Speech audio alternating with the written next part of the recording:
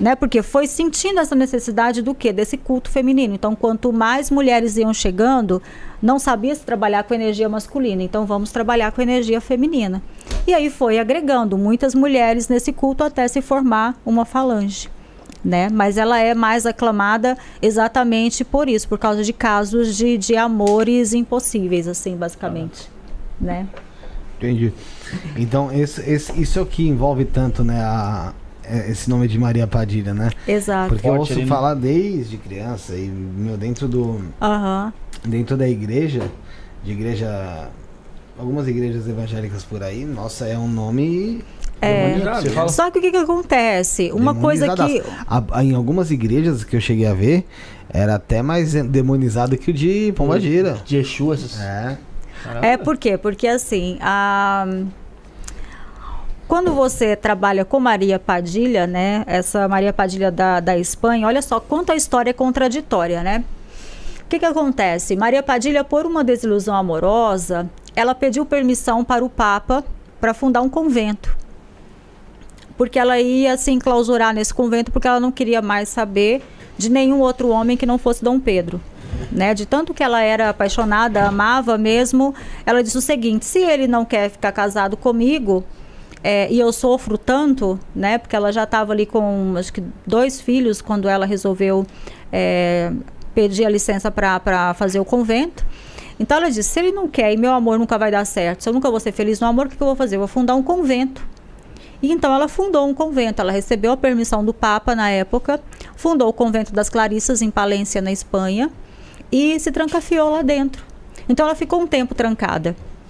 Exatamente em um convento de clausura, onde eu estive, tem mais ou menos uns 20 dias, agora eu não vou me lembrar. Tem 20 dias, Cris?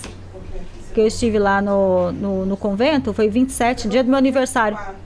Voltei dia 4, Então, dia 27 de fevereiro, eu me hospedei lá no palácio dela, até mesmo porque eu tenho relações muito fortes lá dentro, e me hospedei lá, até mesmo para sentir essa energia. E lá é um convento que elas rezam 24 horas por dia, lá não se pode conversar. Ainda funciona como convento ainda? Sim, desde quando ela fundou, ainda é um convento de clausura. Então, hoje lá tem um convento de clausura, tem um museu de Dom Pedro, que é mantido pelo Estado da Espanha, né, pela província de Palência. E isso é mantido, é aberto o museu, mas o convento de clausura não é aberto. Então, somente as irmãs que entram, né? Dentro desse convento, na época ali de 1350, mais ou menos, ela recolhia e ajudava mulheres que estavam fugindo da Inquisição. Então, ali já começou um trabalho, né? Por quê? Porque ela acolhia as bruxas, as mulheres que iam ser julgadas, iam ser apedrejadas, iam ser mortas por alguma coisa. Então, ela abria a porta do convento porque lá, sobre os panos de Deus, sobre as mãos de Deus, elas estavam protegidas, porque elas tinham se convertido. Só que lá dentro também praticava-se muita magia. Claro. Né? Então, naquela época, principalmente, era muita erva, né? Era muita magia moura.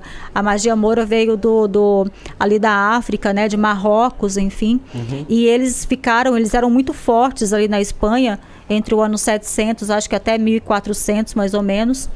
E então ela aprendeu e também ensinou muita magia, né? Então essa egrégora começou a se fundar ali. Então ali, para mim, é um dos pontos mais fortes que tem conexão com Pombagira ali. Então percebe quanto a força e quanto a história é contraditória. Como que você fala que uma mulher cujo seu ponto de força são orações 24 horas por dia e você diz que ela é o demônio? Não faz sentido. Não faz sentido. É totalmente contraditório, né? Então, isso que você vê de manifestações, assim, até mesmo ela sendo tratada como demônio, isso são mais outros espíritos se passando por ela do que necessariamente ela mesma. Ela não vai se dar o trabalho de fazer isso. Conhecendo ela como eu conheço, mas não vai se dar o trabalho de jeito nenhum de fazer ou piada ou de fazer graça, porque ela é assim. Eu sempre falo o seguinte: enquanto ela está calada, está tudo certo. Porque ela não elogia. Ela é uma guia que não elogia. Então você pode se desdobrar, fazer o seu melhor. Ela vai vir e não vai falar nenhum muito obrigada. Não vai agradar de maneira alguma. Não vai agradar de maneira alguma. Erra para ver o que acontece. Ah, mas ela vem virada e aponta o dedo para tudo que é lado, aquilo que ela não está gostando. Então, às vezes, assim, até essa semana eu tinha tanta coisa para fazer com ela, tinha uma série de coisas para fazer com ela tinha que aprovar uma série de coisas que eu estava fazendo, e ela só passava e me olhava. Esse seu contato com a Maria Padilha é de clarividência? Você vê ela mesmo? Eu a vejo desde criança. Como ela é? Desde criança eu a vejo. Como ela é? Olha, ela é, por incrível que pareça, as pessoas vão falar que ela tem que ser envolta em uma luz vermelha, mas não. Ela é envolta em uma luz branca muito grande. É como se fosse aqui essa... Aqui não dá pra Aqui pra dá pra falar. dar uma... Mas aqui dá pra você entender. Ela é envolta em uma luz branca tão grande que quando você a vê, ela quase te cega. Recentemente eu estava, como disse, né? Eu estava hospedada lá no palácio dela e eu acordei com ela no meio da noite, assim, do lado da cama. Como estava à noite, as luzes estavam todas apagadas. A primeira coisa que eu vi foi a luz do cabelo dela, né? E até mesmo por causa de algumas histórias que eu ouvi durante o dia, lá no convento, eu dormi meio que com o olho aberto, outro olho fechado. Não, Por quê? Não, porque assim, às vezes você fica meio assim, né? Porque lá me contaram de manhã, olha, às vezes acontece algumas coisas estranhas aqui. Às vezes nós vamos ter o falecimento de uma irmã de manhã, de uma irmã à tarde, de uma irmã à noite. Às vezes morre 3 freiras por dia. Eu falei, meu Poxa, Deus. caraca. E eu falei, Elas Senhor, são bem- que eu não são seja a bem- próxima, são bem né? idosas, Eu né? vim pra cá pra quê, né? E tem um áudio da irmã, né? De uma das irmãs lá do convento, que ela passa, quando eu disse que vou pra lá, né? Que ela passa pra mim e ela diz o seguinte, o seu lugar é aqui. E aí a gente entendia ela dizendo que eu ia ser enterrada aqui. Você sabe que você vai ser enterrada aqui. E eu passei o áudio pras meninas e eu falei, gente, vocês estão ouvindo isso? Eu não vou pra lá pra morrer de jeito nenhum, sabe? E eu entrei em desespero, cheguei lá, ela me conta essa história. Eu falei, eu vou dormir com o olho aberto, outro fechado. Porque na hora que vier a foice, eu tô, ó, de olho aberto, vou falar que não.